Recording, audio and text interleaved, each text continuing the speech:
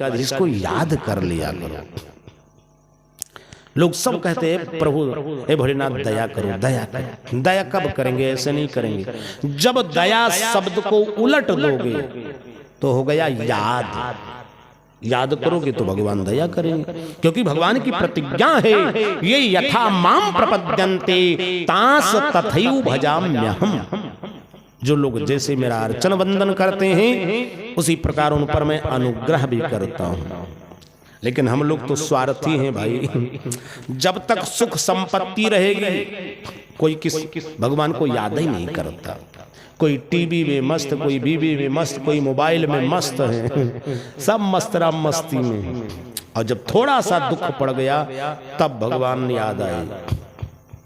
इधर भगवान ने कहा देवी तुमको 3 बल था इसलिए हम तुम्हारी रक्षा करने नहीं आए। जब 3 बल खत्म हो गए तो हम प्रकट हो गए। अच्छा भैया अब मेरी रक्षा कैसे करोगे?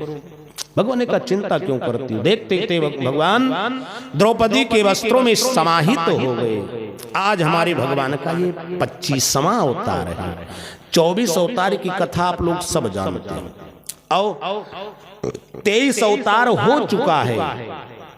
कलयुग में जो बुद्ध भगवान का अवतार है, जिसको कुछ लोग मूर्ख लोग बुद्धाय नमः बोलते हैं, उल्टी सीधी व्याख्या करते हमारे भगवान हैं 24 अवतार भगवान बुद्ध हैं। लेकिन कुछ लोग अपने से अलग, हिंदू धर्म से अलग बुद्ध को मानते हैं। क्या कहा जाए, बड़ी विडंबना है। जब कुछ ऐसे मूर्ख हैं जो कहते हैं कबीरदास जी के चेला रामानंद जी थे जबकि रामानंदाचार्य के चेला कबीर थे। अब इस समय मति भ्रम हो गया। आप लोग तो स्वामी प्रसाद मौर्य की बात सुनते ही हो। बिल्कुल पगला गया, मति भ्रम हो गया। राजनीति धर्म को कहां तक लेकर चले? हमारा धर्म इतना उदार है कि चाहे जो निंदा करे कुछ नहीं। अरे दूसरे के धर्म की बात बोल के देखो, सर कलम कर दिया जाए। लेकिन हमारे धर्म पर कोई उल्टा सीधा बोलता है, कोई बोलने वाला नहीं। बोलो श्री राम जय राम जय जय राम, श्री राम जय जय राम। भगवान का 23वां अवतार है, बुद्धावतार हो चुका। अब 24वां अवतार कल की का अवतार होना है। जो कल के अवतार जानते हो कब होगा? कलयुग की आयु 4,32,000 है। अभी 1/4 भी नहीं बीता, अभी कहां कलयुग। अरे कलयुग जब अति उग्र होगा, 4था चरण आएगा ना। कलिकाल विहाल किए मनुजा, मां नहीं अनुजा तनुजा। इतना बड़ा भ्रष्टाचार फैल जाएगा। और लिखा तो यहां तक है कि आदमी इतने बौने हो जाएंगे, इतने छोटे हो जाएंगे कि चना के पेड़ में झलुआ झूलेंगे। बोले शंकर भगवान की जय हो। आने वाला समय, इसलिए प्रियात्मा बंधु हर व्यक्ति को भगवान का भजन करना चाहिए। आज भगवान ने 24वां अवतार 25वां ले लिया, वस्त्र अवतार। भगवती द्रौपदी के वस्त्रों में समाहित हो गए। दुशासन ने खींचना प्रारंभ कर दिया तो अंबर के अंबर सुहायो है, साड़ियों के पहाड़ लग गए। कैसे कैसी साड़ी है कि बैगनी हरेरी पेरी और रंग बहु तेरी देखो, और गिनबे में आयो नहीं गिनबे में भायो। हजारों रंग की साड़ी। कुछ राजा कहते अरे ये हमारी बनारस की साड़ी है, बनारस। कुछ लोगों ने कहा मेरठ की, अरे कुछ राजाओं ने कहा ये तो सिल्क, चाइना सिल्क है हमारे चीन की। कुछ राजाओं ने कहा ये तो सूरत की साड़ी। जितने राजा उतने ही बात। अब जब साड़ियों के पहाड़ लग गए तब राजाओं के मन में भ्रम हुआ। एक राजा ने कहा भैया लगता है असली द्रौपदी नहीं है, साड़ी की द्रौपदी बनाई गई है। दूसरे राजा ने कहा बड़े मूर्ख, वो देखो द्रौपदी हंस रही है, देख रही है, बोल रही, हाथ हिला रही। ये कोई गुड़िया गुड्डा खेल नहीं है, असली है भाई। तीसरे राजा ने कहा कि वही छलिया कन्हैया की कोई जादू है, वही कोई लीला कर रहा होगा। एक मूर्ख राजा बैठा था, उसने कहा हम तो सब जान गए, पूरा रहस्य जान गए।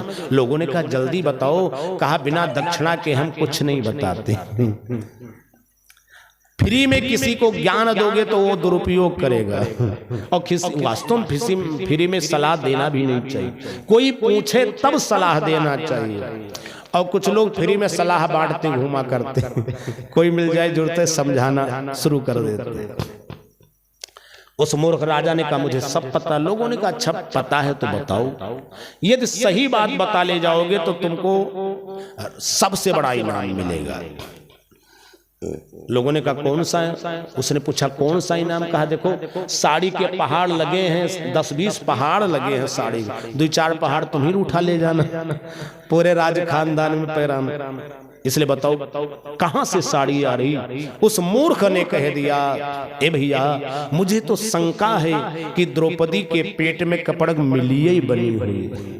लोगों ने कहा बड़े मूर्ख हो, कहीं पेट में मिल हो सकती है? तो उसने कहा तब तुम्हारे दादा घर से साड़ी आ रही है कि नाना के यहाँ से साड़ी आ रही है कि सारी भी चुनारी है कि नारी भी चुसारी है कि सारी ही किनारी है कि नारी ही की सारी है, भगवान तेरी माया अब कोई समझ नहीं पाया। बोली द्वारिकाधीश भगवान की जय हो। अब भाई कितने रंग की साड़ी निकल रही है, चुनरी निकल रही है, अनेक रंग की साड़ियां निकल रही हैं। नचे नचे रे चुनरिया सितारो जड़ी, नचे नचे रे चुनरिया सितारो जड़ी, नचे नचे रे चुनरिया सितारो जड़ी। वही चुनरी माँ कृष्ण दिखाई पड़े, वही चुनरी माँ कृष्ण दिखाई पड़े, वही चुनरी माँ बंसी बजाई रहे, वही चुनरी माँ माखन चुराई रहे, वही चुनरी माँ चीरे चुराई रहे। नाचे नाचे रे चुनरिया सितारो जड़ी, नाचे नाचे रे चुनरिया सितारो जड़ी। वही चुनरी माँ राशि रचाई रहे, वही चुनरी माँ राशि रचाई रहे, वही चुनरी माँ मटकी फोड़े रहे, वही चुनरी माँ नाग नथाई रहे, वही चुनरी माँ गिरवर उठाई रहे। नचे नचे रे चुनरिया सितारो जड़ी, नचे नचे रे चुनरिया सितारो जड़ी। वही चुनरी माँ चक्र चलाई रहे, वही चुनरी माँ चक्र चलाई रहे, वही चुनरी माँ मथुरा दिखाई पड़े, वही चुनरी माँ दुनिया दिखाई पड़े, वही चुनरी माँ हस्तिनापुर दिखाई पड़े। नचे नचे रे चुनरिया सितारो जड़ी, नचे नचे रे चुनरिया सितारो जड़ी। वही चुनरी माँ गौआ चराई रहे, वही चुनरी माँ गौआ चराई रहे, वही चुनरी माँ यशोदा दिखाई पड़े, वही चुनरी माँ यशोदा दिखाई पड़े, वही चुनरी माँ नंद दिखाई पड़े, वही चुनरी माँ अद्भुत दिखाई पड़े। नचे नचे रे चुनरिया सितारो जड़ी, नचे नचे रे चुनरिया सितारो जड़ी, नचे नचे रे चुनरिया सितारो जड़ी। बोले द्वारिकाधीश भगवान की जय हो। इधर प्रियात्मा बंधुओं द्रौपदी के शरीर से इतनी साड़ी निकली। अब जितने राजा लोग